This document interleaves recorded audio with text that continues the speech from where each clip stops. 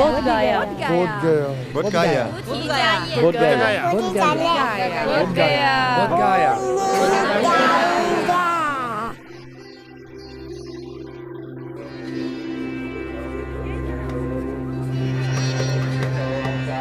Every year, Buddhist pilgrims from around the world come to Bodh Gaya to pay homage to the Buddha. This sacred place is believed to be the center of the universe, the navel of the earth, where Buddhas, past and future, attain complete enlightenment.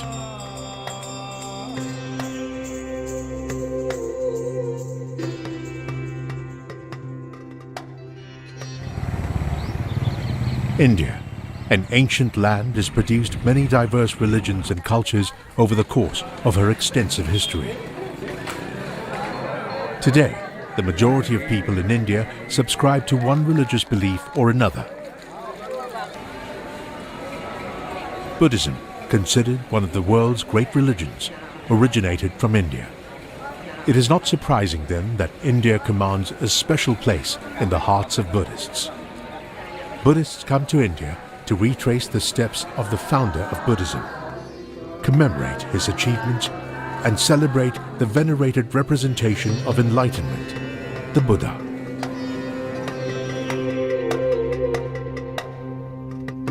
The founder of Buddhism, Siddhartha Gautama, was born in 623 BC in the kingdom of Kapilavastu in ancient India, in what is today Nepal.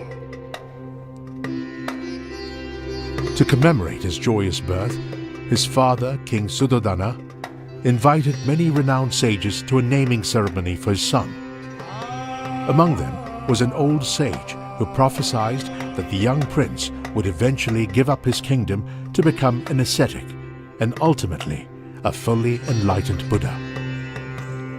As Prince Siddhartha was growing up, King Suddhodana recruited the best teachers in the kingdom to educate him. He was very diligent in his learning and became a talented young man renowned for his wit and courage. The prince grew into a gentleman and was full of love, kindness, and compassion for all people and living creatures. Meanwhile, his father, the king, was deeply anxious about the prophecy of his son's renouncing the kingdom. So he lavished him with all manner of wealth and luxuries, hoping this would distract him from any thoughts of renunciation. But on one of his outings beyond the palace walls, Prince Siddhartha witnessed for the very first time old age, sickness, and death, and the peaceful countenance of an ascetic. What he saw weighed heavily on him and made him deeply contemplative.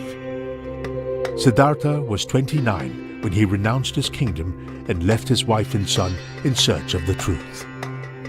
He spent the next 6 years practicing austerities, but when this failed to yield the answers he sought, he gave up the practice of austerities. After accepting a bowl of rice milk from a village girl named Sujata, who nursed him back to health, he made his way to Gaya. Upon arrival, a grass cutter offered him a pile of kusha grass for a cushion. He then sat under a ficus religiosa tree in Bodh Gaya for 49 days, contemplating deeply about life and trying to find an end to cyclic existence.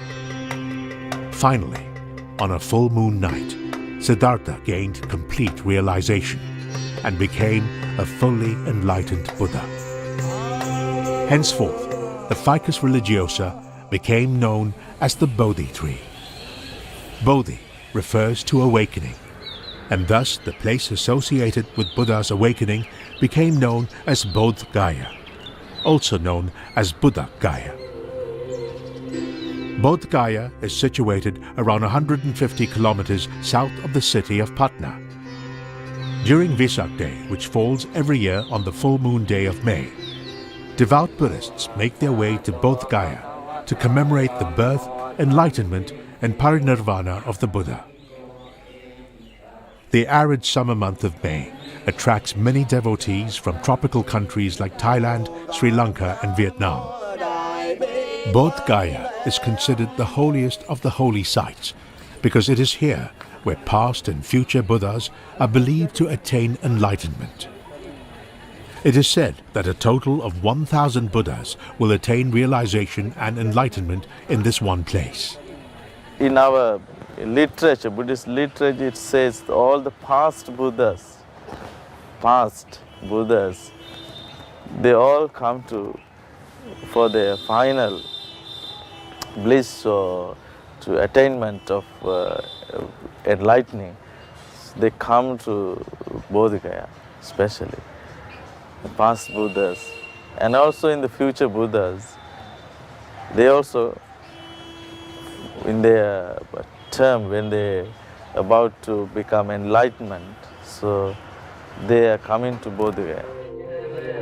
Every year, the management committee of Bodh Gaya hosts a grand celebration, inviting the Sangha and local officials to come together to commemorate Vesak.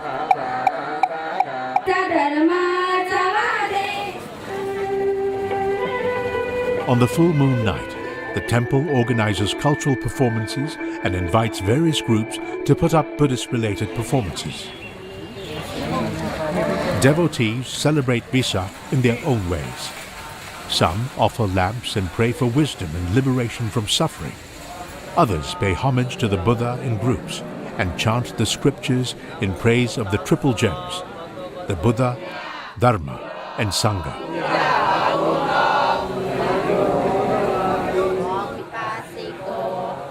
On this night, devotees immerse themselves thoroughly in Buddhism, as if they were living in the time of the Buddha himself.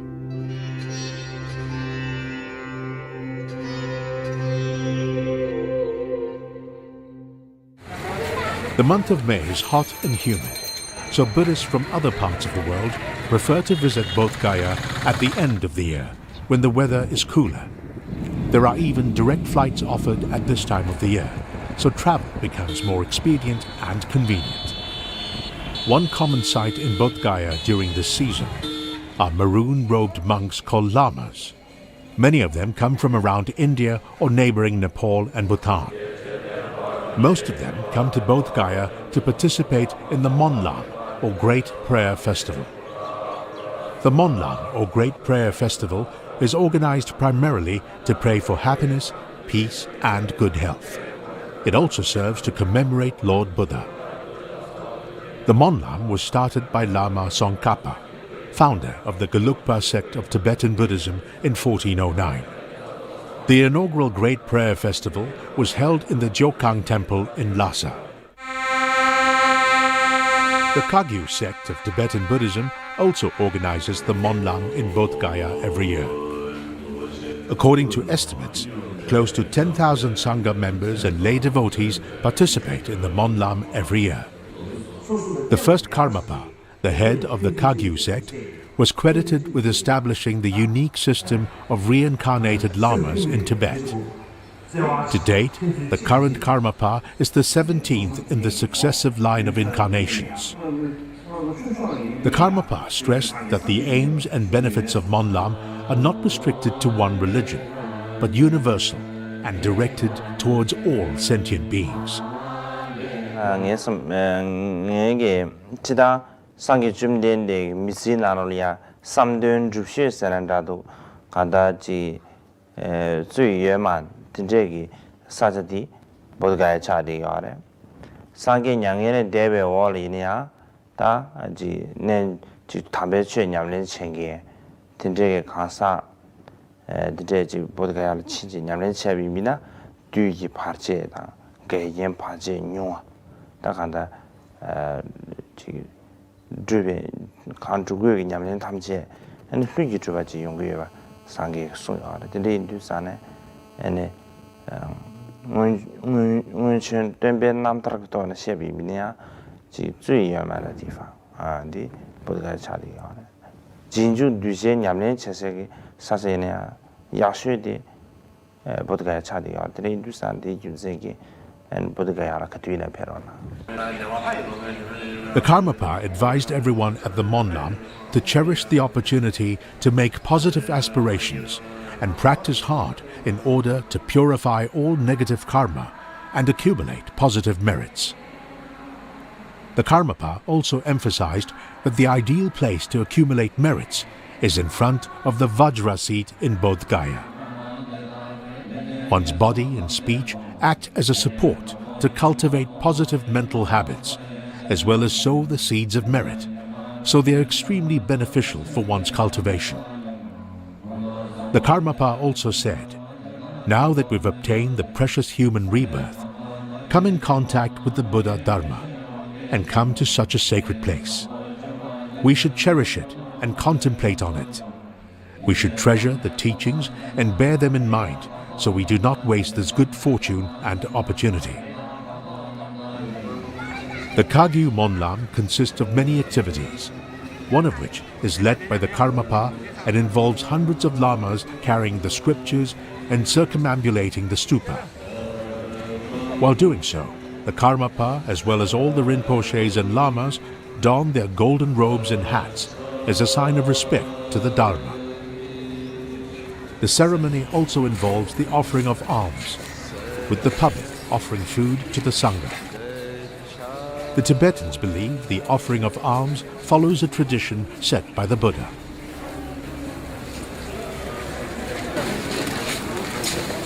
When the end of the year approaches and the weather turns colder and more comfortable, many lamas begin doing full prostrations at the holy site. Many devotees follow their example while paying homage to the Buddha. Doing prostrations is the primary means of showing repentance. It is an expression of respect, as well as a way to eliminate one's pride and ego. During prostration, one lowers one's head to the ground and as a result elevates the object of veneration to a higher place. This helps to purify the negative karma associated with pride. While doing prostrations, one should stay concentrated and focused in order to achieve the intended results. Some Buddhists prefer to do the 3 steps, 1 bow, which in terms of significance is similar to the full prostration. The aim is to transform one's ego clinging to loving kindness and compassion.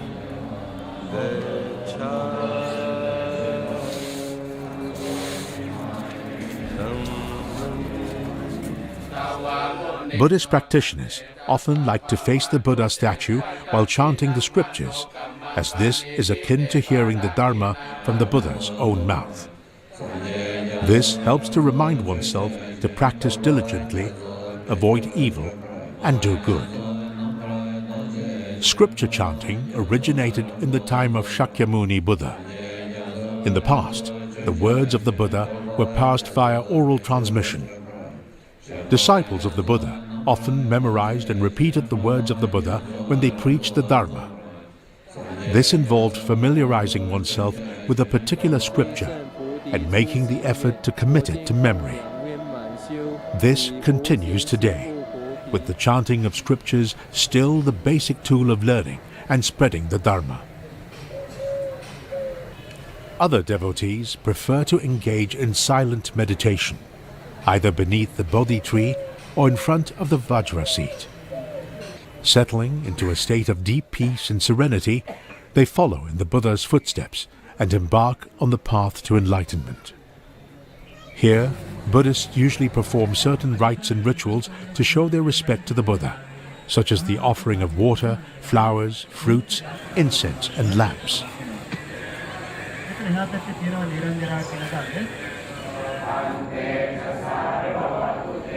Robes are also offered to the statue of the Buddha installed here. And on auspicious days and during special events, the same statue is painted gold. Every ethnic group has its own customs and traditions. People who come from different countries naturally subscribe to their respective cultures and traditions when they pay their respects to holy objects. This elderly couple from Sri Lanka pay their respects to the Buddha by hanging up a small white cloth beneath the Bodhi tree. Now we will go there and tie this. We tie it here, through which, through the power of Lord Buddha, the Dhamma and Sangha. We expect all bad omens and bad things will be erased off, and through the power of Lord Buddha, all good things will happen to him and to his family. It is a tradition in Sri Lanka that when people grow old, their children spend for them to go to these holy places. It may be inside the country or outside the country even. Sri Lanka is not a rich country, Even though the village people is a wonderful. The village people, they collect money.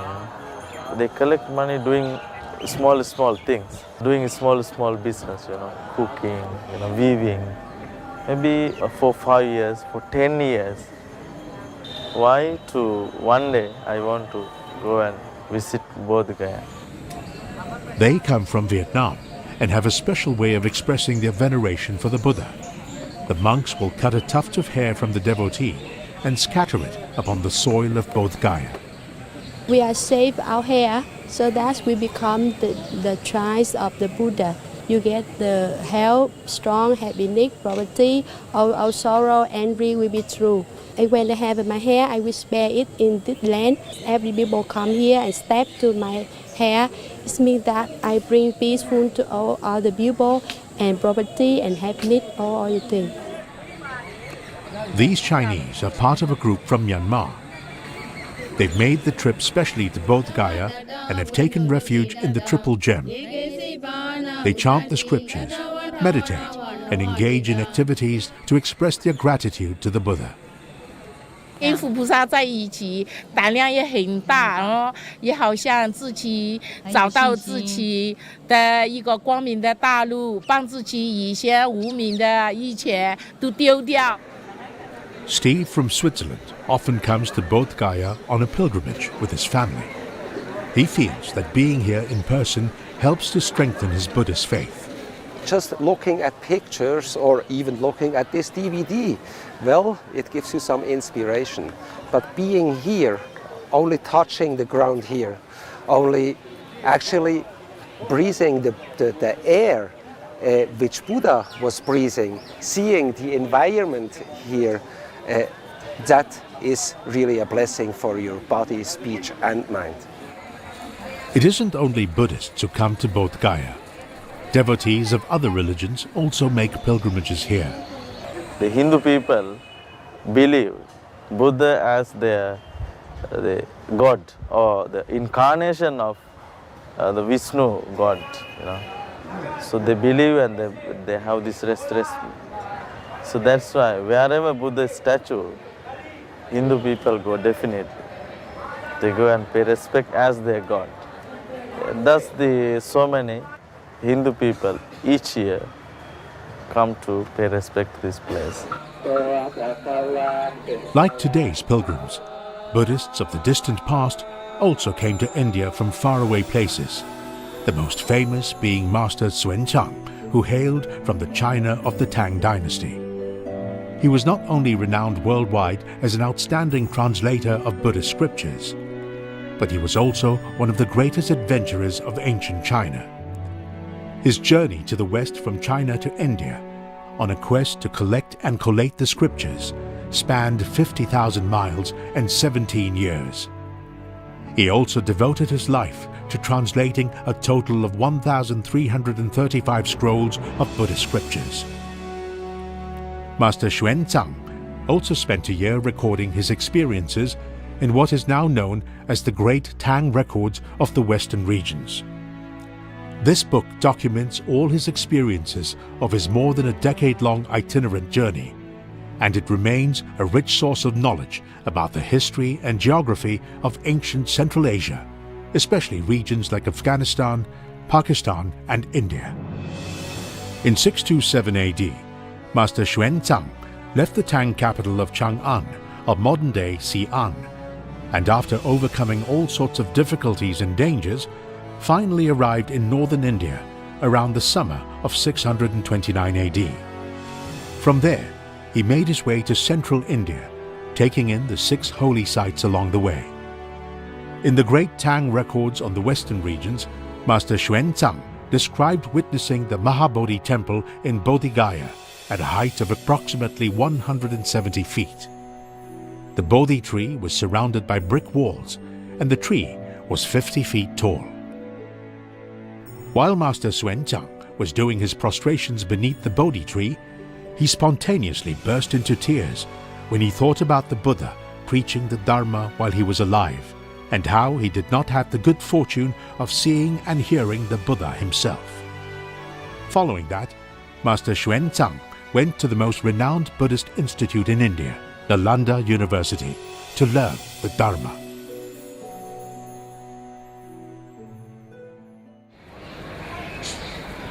The reason why a temple was constructed in Bodh Gaya is to commemorate the Bodhi tree and the fact that the Buddha practiced and gained enlightenment here. The earliest shrine was constructed by the Buddhist king Asoka back in 3 BC. Later kings raised the shrine by another 50 meters by building the magnificent Mahabodhi Temple over it. Some scholars estimated this to be around 2 AD. Later kings and influential pilgrims from India, Sri Lanka and Myanmar also pitched in with reconstruction, repair and expansion works on the temple. In the 12th century, Turkic or Mughal invaders destroyed the temple and Buddhism fell into decline. In 1590, a Shiva devotee came to the surrounding areas of Bodh Gaya and established his own sect and temple here. His followers gradually took control of the Mahabodhi Temple, but they did not take good care of it, letting it fall into disrepair, and it succumbed to the ravages of nature. In 1861, the English archaeologist Alexander Cunningham visited the area and implored the local authorities to excavate and restore the temple. Only in 1887 did serious reconstruction work really commence. He wrote in his diary, "The excavation works were really monotonous. Every night before I slept, I used to read the great Tang records on the western regions, where Master Xuanzang described in great detail the famous Bodhi tree and its surrounding Buddha statues and temple grounds. Very soon, we found a large number of relics which bore close resemblance to the descriptions in the book." Cunningham followed the descriptions of Master Xuanzang closely in the reconstruction of the temple. Even information on the decorative motifs and construction materials came from the great Tang records on the western regions. The current resplendent Vajra seat beneath the Bodhi tree used to be a slab of red sandstone, measuring 2.4 meters in length, 1.4 meters width, and 90 centimeters in height, and it was excavated from Mahabodhi Temple by Cunningham, but it was broken in many places. According to the excavation records, the Vajra seat was constructed by King Asoka and placed in its current position by Cunningham after the excavation. There is a Buddha statue in the main shrine, positioned here by Cunningham. It was then greenish-black in color, but over the years, Tibetan pilgrims practicing of pasting gold foil on it transformed it into the golden statue we see today. The Mahabodhi Temple in Bodh Gaya was named a World Heritage Site by UNESCO in 2002.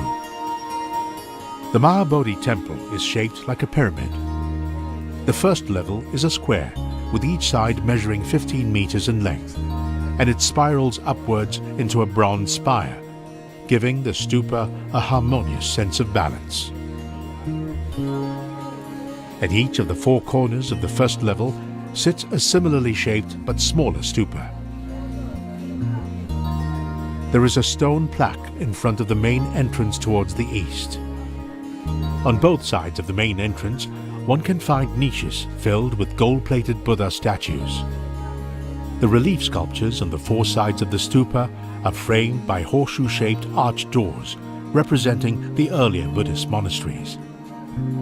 The other 3 sides of the Mahabodhi Temple contain over 60 stone railings measuring 2 meters high. These were made between the 2nd and 5th century. Most of the current stone railings are replicas, since the original ones have been installed in various museums as exhibits. Towards the left of the path leading to the temple, one can find a round stone seat with the Buddha's footprint carved on it. Besides that, at the Vajra seat and railings around the Bodhi tree, one can also find 2 round black stone seats with gigantic Buddha footprints carved on them. This elaborate piece of art never fails to kindle one's imagination. After the Buddha attained enlightenment, he remained beneath the Bodhi tree and meditated on the Vajra seat for 7 days. On the second week, the Buddha stood atop a small hill and gazed uninterrupted at the Bodhi tree, full of gratitude for the shade it had provided him throughout his days of meditation. On the third week, the Buddha did walking meditation at the north face of the Mahabodhi Temple. Currently, there is a long platform erected here, and there are lotus flower stone sculptures on the platform, symbolizing lotus flowers blooming beneath the feet of Buddha wherever he walked. Walking meditation, which originated from the practice of Theravada Buddhism, has become an important part of modern-day meditation. Walking meditation consists of focusing pointedly on every single action of the body while one is engaged in the act of walking. One is aware but unfettered by discursive thoughts in the mind and external distractions. Through the practice of determination, one maintains a balanced and patient mind. On the fourth week, the Buddha engaged in the practice of meditation here, contemplating on the law of cause and effect, where every phenomenon arises as a result of prior causes and conditions.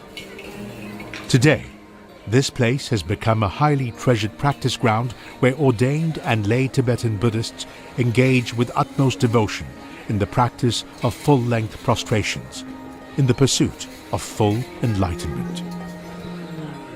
On the fifth week after the Buddha's enlightenment, he sat down to meditate beneath a poplar tree, and it was here where he advised a Brahmin. It is not through birth, but through actions that one is considered a Brahmin. This place is currently located along the main route towards the main shrine in the Mahabodhi Temple.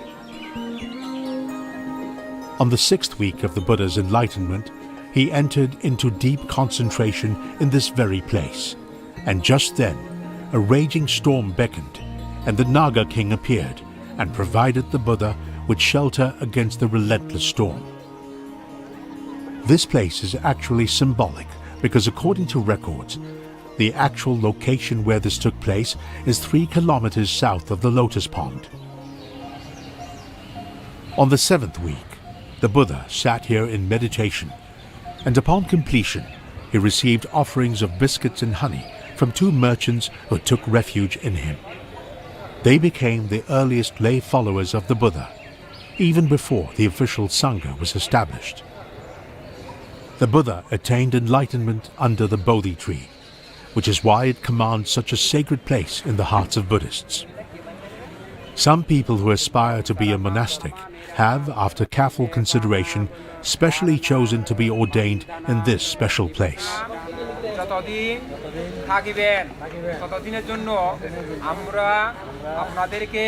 The current tree is actually a sapling transplanted from the original Bodhi tree. In 3rd BC, King Asoka gave orders for the tree to be chopped and the trunk to be burned. However, he later converted to Buddhism, and the tree was allowed to grow and flourish, to bear new sprouts and take on a new lease of life. King Asoka grew to be very pious and often paid homage to the Bodhi tree. But his wife was extremely jealous and instigated someone to cut it down.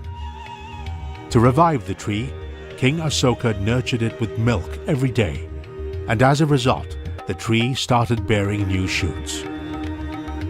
Around 6 AD, King Shashank, a follower of the Shiva sect, gave orders for the tree to be uprooted. But fortunately, its roots were intact, and a new tree sprang up yet again. The Bodhi tree not only suffered man-made destruction, but it also suffered the wrath of Mother Nature. The current Bodhi tree, the object of such veneration, is of the 5th generation. King Asoka, the king of the Maurya dynasty, loved visiting holy places associated with the Buddha, Bodh Gaya being one of them.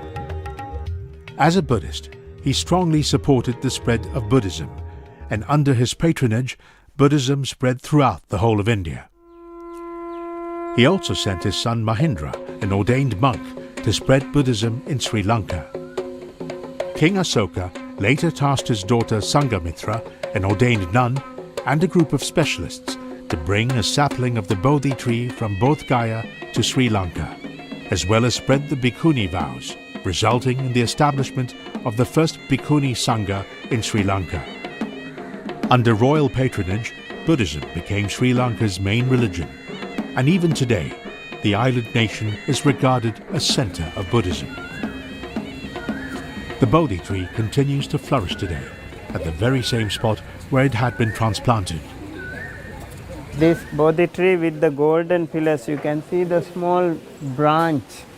That is the actual Bodhi tree, which was planted in 288 BC. The other Bodhi trees have been planted as guardian trees. You know, when it was alone, there can be a lot of problems. So, just to protect the Bodhi tree from any natural disaster or anything, so they have been planted here. This tree has been well researched and documented as the oldest on record, and is viewed as a national treasure by Sri Lankans. The Mahavansa, the Great Chronicle of Sri Lanka, is a very important historical document in Sri Lanka.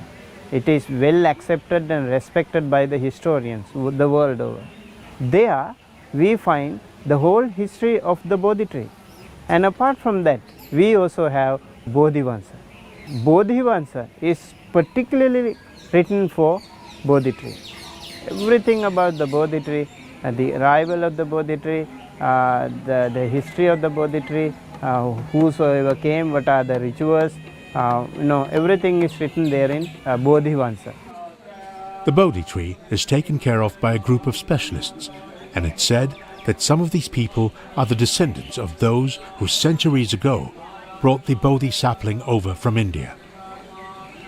The Bodhi tree is the symbol of the Buddha's enlightenment, which is why it is widely respected. Today, paying homage to the Bodhi tree has become part and parcel of the religious life of Sri Lankan Buddhists. The saplings of the Bodhi tree in Sri Lanka have been transplanted to many parts of the world, bearing testimony to the truly global spread of Buddhism. In 1891, a young Sri Lankan, Dharmapala, visited Bodh Gaya. The Mahabodhi Temple had just been restored by a British archaeologist, but a local Shiva priest by the name of Mahanta claimed possession of the temple, though he was not able to produce any form of official documentation to prove it. Back then, there was no one maintaining the temple. The whole place was filthy, overgrown with wild shrubs, and there were broken Buddha statues scattered around. Dharmapala was extremely depressed upon seeing the place in such a pathetic state, so he made a vow beneath the Bodhi tree and pledged his best to maintain and protect this holy site. With that, he started waging a campaign to regain Buddhist control of the Mahabodhi Temple. When our founder came on a pilgrimage, he found the deplorable condition of this sacred place. Then he decided to form a kind of organization which can communicate with the Buddhist world and get assistance from the Buddhist countries to save this sacred place for the Buddhist world. The other objectives is that to open some kind of charitable activities surrounding these sacred places, Bodh Gaya, Sarnath, Kushinagar, such places. In 1892, Dharmapala founded the Mahabodhi Society in Kolkata, then the capital of India. This made it more convenient to establish contact with people of authority and approach them for help. In the same year, he started publishing the first international Buddhist publication, Mahabodhi Journal, to create public awareness and seek global support. he visited Buddhist countries and traveled to the West to garner interest and support among Buddhists in his bid to regain the holy place. He met so many the great personalities in India, like Mahatma Gandhi and like Jawaharlal Nehru and Rabindranath Tagore and Swami Vivekananda. Such as very big personalities he met, and he asked their support to save this Bodh Gaya temple especially. Many important figures in India, such as Mahatma Gandhi, had expressed their view that Buddhists should own the rights to the Mahabodhi Temple. Finally, in 1949, the Bodh Gaya Temple Act was passed, paving the way for a Bodh Gaya Temple Management Committee to be set up to manage the temple's affairs. The members comprised 4 Buddhists and 4 Hindus, including Mahanta. The chairman was to be the district magistrate of Gaya, and he had to be a Hindu. Since then, the Mahabodhi Temple has been under the jurisdiction of this committee. Temple किसी एक के व्यक्ति का नहीं होता है. Temple is not belong to one person. हाँ. Temple is a very world. It is belong to world. Even today, some Indian Buddhist monks are still hopeful that the 1949 Bodh Gaya Temple Act will be revised, and that the temple will one day be wholly managed by Buddhists. Bodh Gaya is the foremost sacred place in the minds of Buddhists. A pilgrimage to India is not complete without coming to the source of Buddhism, the place where the Buddha practiced austerities, the place where he became enlightened, and the place where he preached the wheel of Dharma. Devout Buddhists around the world aspire to visit these places. Surrounding Bodh Gaya are many holy places associated with the Buddha. East of Mahabodhi Temple, beyond the bustling town, lies the Niranjan River, where the Buddha engaged in the practice of austerities. Having left the palace, he came to the forest here as Prince Siddhartha and engaged in the practice of extreme austerities, subsisting on 1 grain of rice a day. He became severely emaciated, yet for 6 years he could not find a way towards liberation. He stumbled into the river for a wash, and due to his frailty, eventually passed out and went into a coma. Just as he started examining his practice over the years, he heard a tune from afar containing these lyrics. Like the strings of the sitar, the loose ones will not produce a sound. The tight ones will break. Only those which are neither loose nor tight will produce the best music. Upon hearing these words, Prince Siddhartha finally realized that neither extreme austerities nor indulgence in pleasures could lead to one's realization. It was only through the middle way and the practice of meditation that one could attain enlightenment. So he decided to end his practice of austerities. The locals refer to the Niranjan River as the Palgu River. During drought, when the water level is low, the middle of the river is stacked with sand, resembling an open sandy desert. However, during the rainy season, it turns into an expansive river. One can imagine how magnificent the undulating river looked back then, just by looking at its banks, which stretch over 30 to 40 meters. Moving forward from the banks of the Niranjan River, one approaches the village where Sujata, the milkmaid, used to live. If Sujata did not offer Prince Siddhartha rice milk back then, he might not have had enough energy to make his way to the Bodhi Tree, and Buddhism might not have existed. In order to commemorate Sujata's act of kindness, King Asoka erected an 11-meter stupa over her house. Not far from here, there is another small shrine erected by the villagers in honor of Sujata, which contains a statue of her offering the rice milk, which tourists visit to pay their respects to. Not far from the shrine sits a pavilion, and within this lies a well. This is where Buddha subdued the Kashyapa brothers. The three brothers were the followers of the fire god, and they kept a fire dragon in the dungeon. In order to convert the Kashyapa brothers, the Buddha stayed overnight in their place. During the night, the fire dragon breathed out toxic fumes to hurt the Buddha, but got subdued by him instead. The heretical Kashyapa took refuge in the Buddha and contributed greatly to the subsequent growth of Buddhism.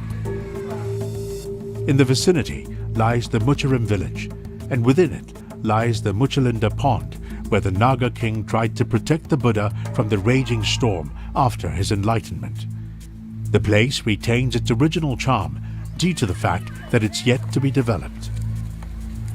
As one ventures along this ancient trail, one can see entire green fields of kusha grass.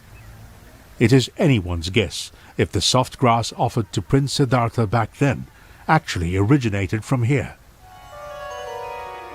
Surrounding Bodh Gaya, one can find numerous Buddhist temples and meditation centers from around the world. Each has its own unique architectural style, which gives this town a truly cosmopolitan feel. Although Buddhism originated from India, it spread to different countries and many local cultures and customs became assimilated into Buddhism. This includes not just the distinct architectural styles of temples, but also the unique craftsmanship of Buddha statues. This is of great benefit to pilgrims from different parts of the world, as they have the rare opportunity to understand and experience different Buddhist cultures and traditions in this one place. Many Buddhist centers organize regular events and ceremonies, as well as offer accommodation to provide devotees with the most favorable conditions to carry out their pilgrimages or engage in more long-term practice. Some also provide aid to the poor villages nearby. Among the oldest is the Mahabodhi Society set up by Dhammapala. His main project was to establish one pilgrimage center. That time there was no any place to sleep to the pilgrims. So he decided, I want to make one pilgrimage rest or dharmashala.